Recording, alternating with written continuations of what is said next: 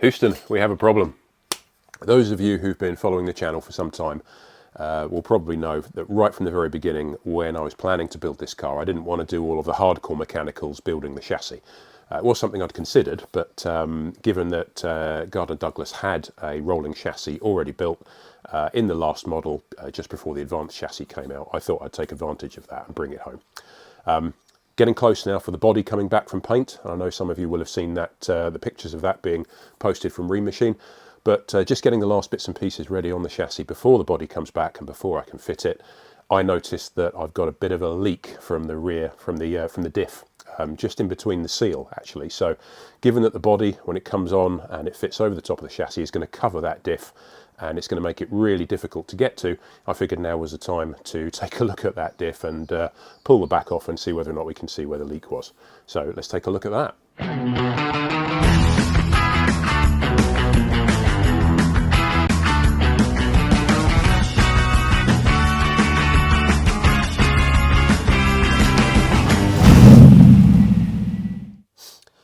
So here's the back of the diff with the diff cover removed, and I would just say it wasn't easy, even with the body off of the chassis. It really needed a bit of persuading, let's just say, with you know, Old Faithful and so on.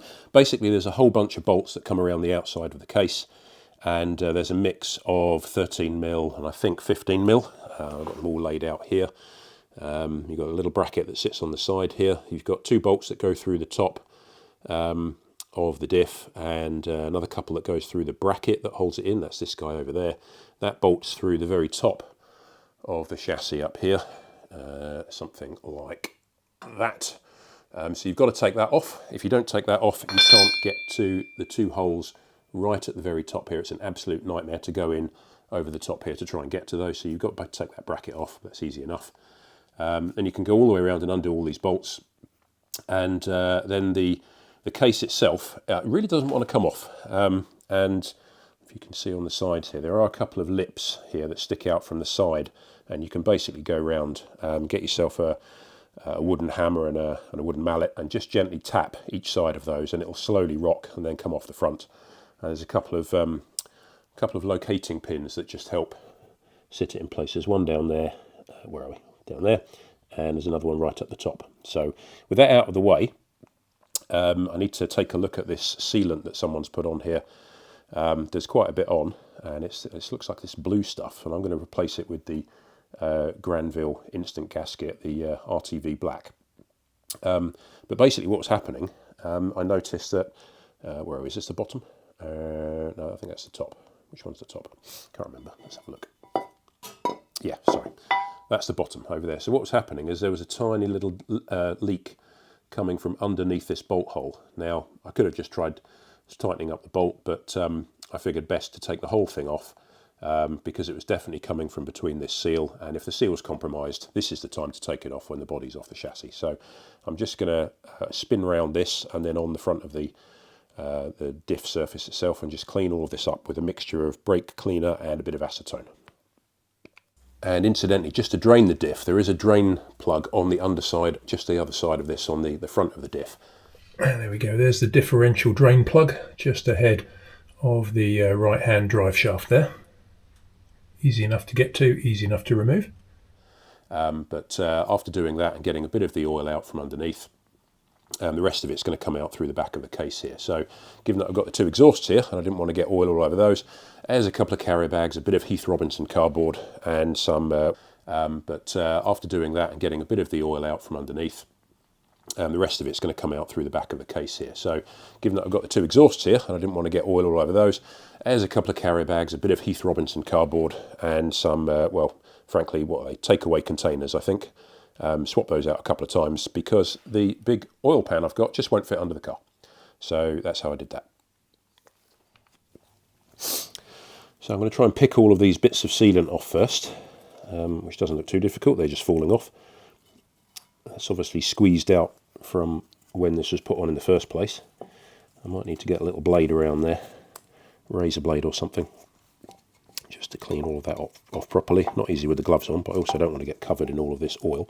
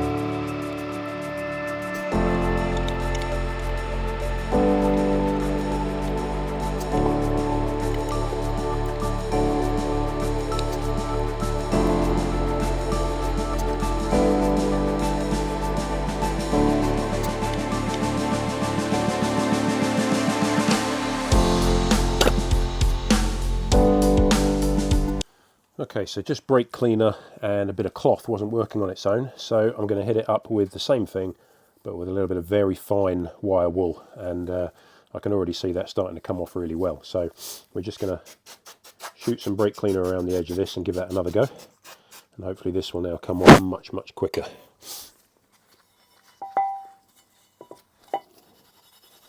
Yeah, look at that.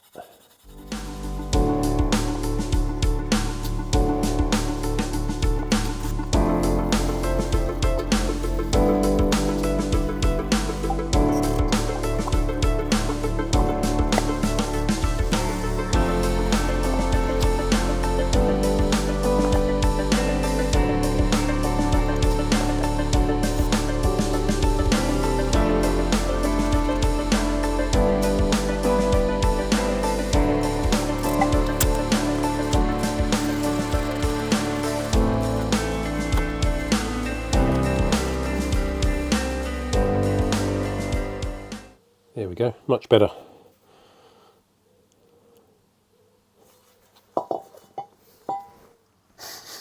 Okay, we can see the same on the way round the back of the diff itself. We've got lots of little marks, some of that sealant, that blue sealant still sitting there from last time. So let's try and clear all of that up too. I'm going to be a bit more careful this time. I don't want to fill the whole thing with brake cleaner because that won't do the oil in there any good. So I'm going to spray the brake cleaner onto the wire wool and just try and keep it out of the gearbox itself, the diff itself.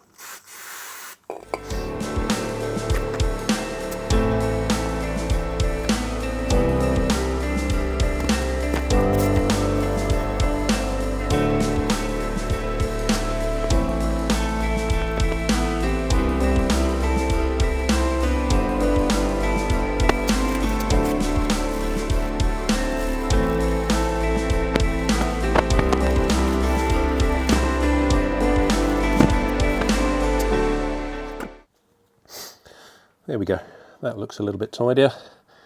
Got all of that blue gook off of there, all around the edges. There's still a few little bits in the screw holes there, but I might try and clean that out. But that's just going to be thread lock sealant or something similar.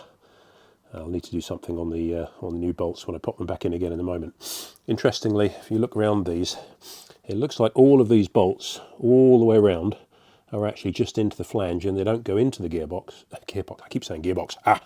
They don't go into the diff. So for example, this one here that doesn't penetrate all the way through into the oil, but this one at the bottom does. So this one pops through. So that's again, that's another way that you can drain the back of the diff if you're really going to empty all of the oil out. But also means that one needs to be properly sealed. So I will probably put some proper sealant around that particular bolt and just thread lock on the others.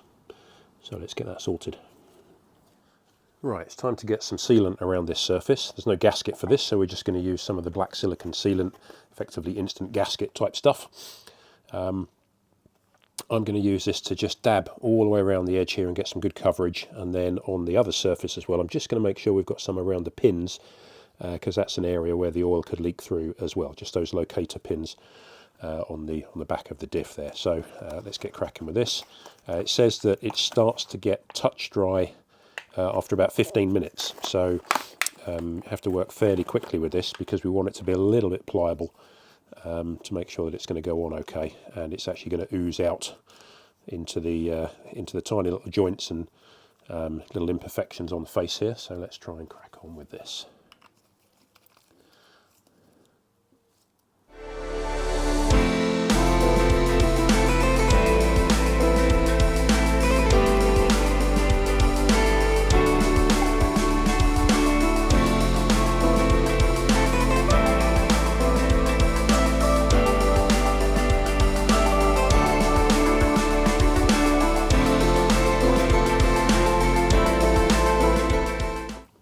I'm just going to pat this down. I've changed my gloves so I don't have any brake cleaner or any oil on them. I'm just going to try and pat this down to get a bit of coverage across the whole surface. And of course, if there's any gaps, we'll go around and top it up. But it's just really to try and get all of that sealant covering the surface. And of course, when you get the pressure of pushing this back onto the diff itself, it'll start to fill in all of those gaps.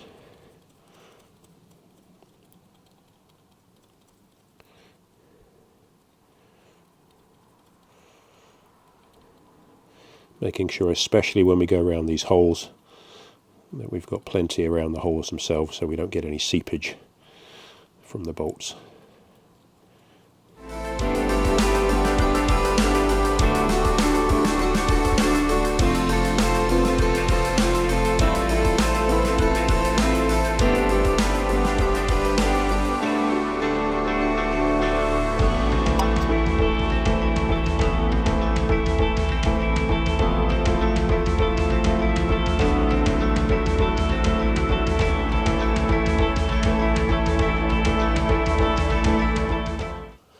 Right, there we go. That looks good. That's taken, what, a couple of minutes? Okay, now we do the same. Move that to one side. Although probably not strictly necessary, I'm going to do the same on the back of the diff itself. This time a bit harder to do it vertically, so I'm just going to use my finger all the way around.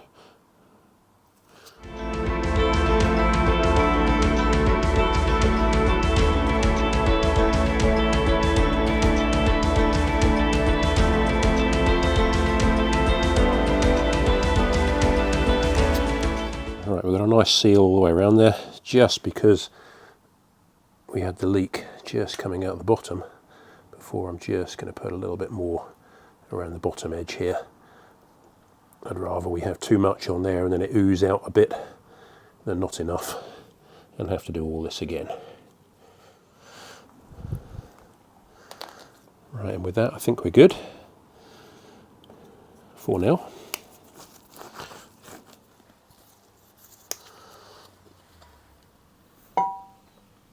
That's on there, but it's only just sitting on those pins because it's a very tight fit. So I think what we'll do is we'll put a couple of bolts in either side and just wind those up in order to start pulling this in.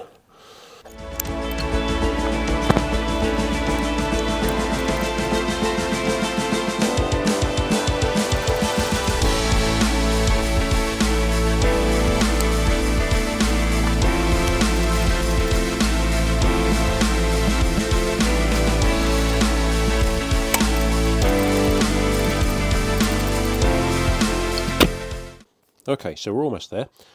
Just need to torque up these bolts on the back here on this back plate, and apparently the right setting is 45 Newton meters.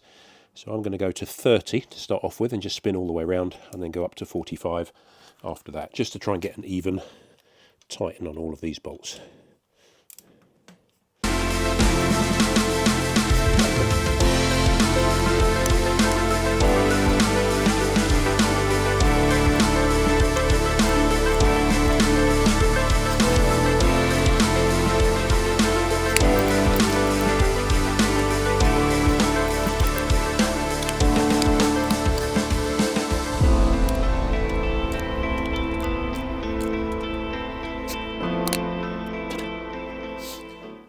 Right, last one. So this is the bolt that sits in the bottom of the diff, that very bottom hole down there. And this is the one where if anything's going to leak, this is probably the one. So I'm going to pop a little bit of that black silicone sealant on this one and hopefully prevent any leaks in future.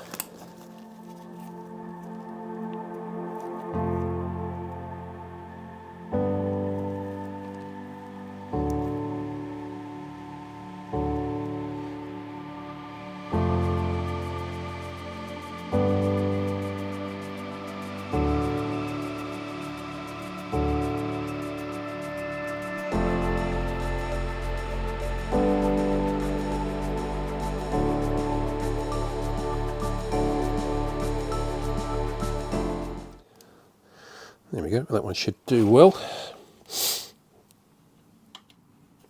Right, I'll just torque that up to 30 as well. Not that you can see that.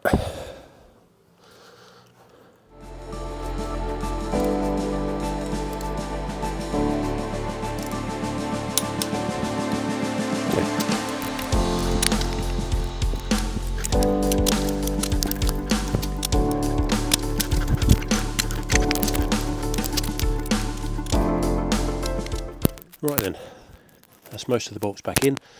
Now, just to fit the bracket at the top and get those main bolts back in.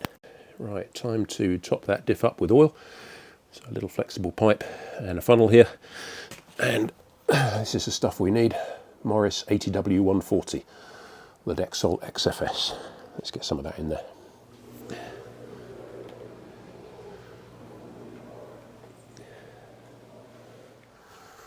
Right, this should take somewhere between 1.4 and 1.6 litres or so. So this is 2 litres now.